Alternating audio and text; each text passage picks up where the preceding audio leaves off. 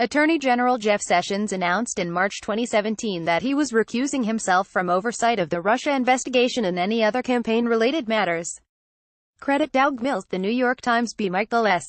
Schmidt and Julie Hirschfeld, Davis, Washington. By the time Attorney General Jeff Sessions arrived at President Trump's Mar-a-Lago resort for dinner one Saturday evening in March 2017, he had been receiving the presidential silent treatment for 2 days.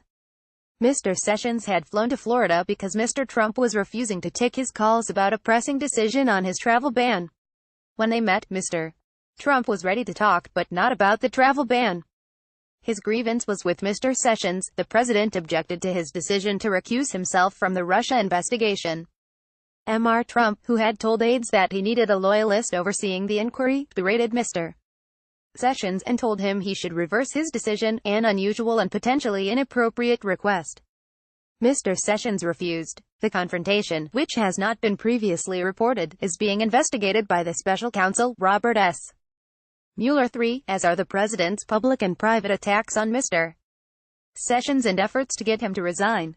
Mr. Trump dwelled on the recusal for months, according to confidants and current and former administration officials who described his behavior toward the Attorney General.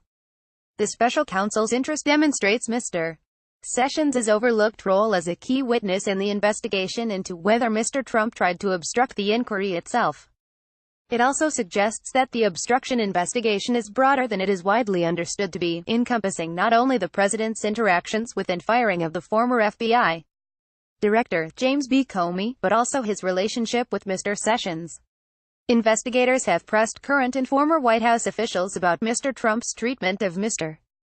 Sessions and whether they believe the president was trying to impede the Russia investigation by pressuring him. The Attorney General was also interviewed at length by Mr. Mueller's investigators in January. And of the 4 dozen or so questions Mr. Mueller wants to ask Mr. Trump, 8 relate to Mr. Sessions. Among them, what efforts did you make to try to get him to reverse his recusal? The president's lead lawyer in the case, Rudolph W. Giuliani, said that if Mr. Trump agreed to answer the special counsel's questions, an interview is the subject of continuing negotiations, he should not be forced to discuss his private deliberations with senior administration officials. Talking about the Attorney General, Mr. Giuliani argued, would set a bad precedent for future presidents. Image Mr. Trump had dinner with Mr. Sessions at his Mar-a-Lago estate in Palm Beach, Florida, days after the recusal was announced. Credit Stephen Crowley, The New York Times. Mr. Giuliani said that he had not discussed Mr. Sessions' recusal with Mr. Trump but that a request that Mr. Sessions reassert control over the Russia investigation would be within the bounds of the president's authority. Unrecuse doesn't say, bury the investigation, it says on the face of it, take responsibility for it and handle it correctly. Mr. Giuliani said on Tuesday evening. A Justice Department spokeswoman declined to comment. In a Twitter post early on Wednesday, Mr. Trump said he wished he had picked another lawyer to be his attorney general. The president was responding to remarks made earlier by Representative Trey Gowdy, a Republican of South Carolina, on CBS This Morning. Mr. Trump quoted him as saying that the president had plenty of good lawyers to choose from when he named his attorney general, and I wish I did. Mr. Trump wrote to the president, no decision has proved more devastating during his time in office than Mr. Sessions' recusal. In Mr. Trump's view, Mr. Sessions, who had been one of his closest political allies and earliest prominent supporter in Washington, never would have appointed its special counsel, as the Deputy Attorney General, Rod J. Rosenstein, did last May after the president abruptly fired Mr. Comey. Before the recusal, the president and his attorney general were friends, often sharing meals and talking on the phone. Today, they rarely speak outside of cabinet meetings, current and former White House officials and others briefed on their relationship said. They even flew separately in March from Washington to the same event in New Hampshire. Mr. Trump complains to friends about how much he would like to get rid of Mr. Sessions but has demurred under pressure from Senate Republicans who have indicated they would not confirm a new attorney general. Because of his recusal, Mr. Sessions has been mostly absent from the president's ire toward the investigation and the Justice Department. He has enforced Mr. Trump's agenda more successfully than perhaps any cabinet member, imposing conservative policies on immigration and violent crime that are popular with Mr. Trump's core supporters. Pressure on Mr. Sessions to step aside from the Russia investigation began building almost as soon as he took office, culminating in a Washington Post report on March 1 that he had not been forthcoming during his Senate confirmation hearing about his contacts with Russian officials during the campaign. Career lawyers at the Justice Department had advised Mr. Sessions to step aside, citing ethics guidelines about impartiality and his role as a prominent supporter of the Trump campaign. Mr. Sessions' recusal came in the middle of public scrutiny over his testimony at his Senate confirmation hearing. Credit Doug Mills, The New York Times. Mr. Trump immediately recognized the potential effect of a recusal. He had his White House counsel, Donald F. McGahn, to lobby Mr. Sessions to retain oversight of the inquiry. To Justice Department officials close to Mr. Sessions, the request by the president made through Mr. McGahn was inappropriate, particularly because it was clear to them that Mr. Sessions had to step aside. After Mr. Sessions told Mr. McGahn that he would follow the Justice Department lawyer's advice to recuse himself from all matters related to the election, Mr. McGahn backed down. Mr. Sessions recused himself on March 2. When Mr. Trump learned of the recusal, he asked advisors whether the decision could be reversed, according to people briefed on the matter. Told no, Mr. Trump argued that Eric H. Holder Jr., President Barack Obama's first Attorney General, would never have recused himself from a case that threatened to tarnish Mr. Obama. The president said he expected the same loyalty from Mr.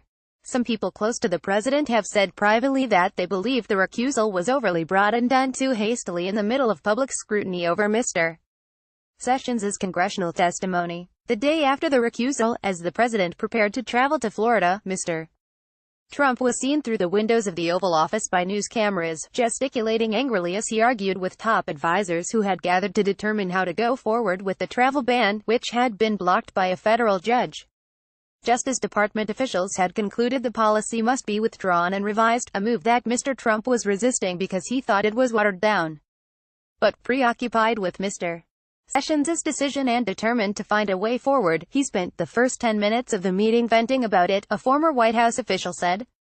Meeting ended without a resolution about the travel ban. And after Mr. Trump flew to Florida, his advisors decided that the only way to get the president's sign-off to revise the immigration order, a time-sensitive matter because of pending litigation, would be to dispatch the Attorney General to Mr. Trump's Palm Beach, Florida, retreat to implore him in person, the current and former administration officials said. It was at Mar-a-Lago the next evening that Mr. Trump brought up the Russia investigation with Mr. Sessions and asked him to change his mind about stepping aside, the people said. Prosecutors rarely go back on recusals. Legal experts said that occasionally, prosecutors who handed off a case to colleagues over concerns about a possible financial conflict of interest would take the decision back after confirming none existed. But the experts said they could think of no instance in which a prosecutor stepped aside from a case in circumstances similar to Mr. Sessions'. Justice Department guidelines on recusal are in place to prevent the sort of political muddling the president tried to engage in, they said. It's yet more behavior that tramples on the line between law and politics, said Samuel W. Buell, a professor of law at Duke University and former federal prosecutor. As the months wore on, Mr. Trump returned again and again to the recusal. In July, he told the New York Times that he never would have nominated Mr. Sessions, if he had known that Mr. Sessions would not oversee the Russia investigation. 2 days later, a Washington Post report about Mr. Sessions' campaign discussions with Russia's ambassador sent Mr. Trump into another rage. Aboard Marine One that Saturday, the president told his chief of staff, Reince Priebus, to get Mr. Sessions to resign by the end of the weekend, according to a person briefed on the conversation. Unnerved and convinced the president wanted to install a new attorney general who could oversee the Russia investigation, Mr. Priebus called Mr. Sessions' chief of staff at the time, Jody Hunt, who said that the president would have to ask Mr. Sessions himself to resign. Unsure how to proceed, Mr. Priebus simply waited out the president, who never called Mr. Sessions but did attack him that week on Twitter. Days later, Mr. Priebus was out as chief of staff.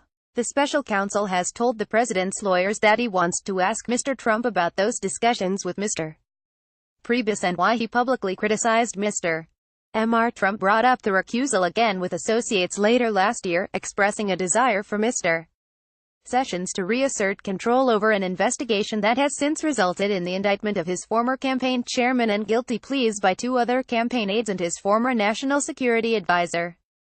Maggie Haberman contributed reporting from New York. A version of this article appears in print on page A1 of the New York edition with the headline, Trump pressed Sessions to end Russia recusal. Order reprints. Today's paper. Subscribe.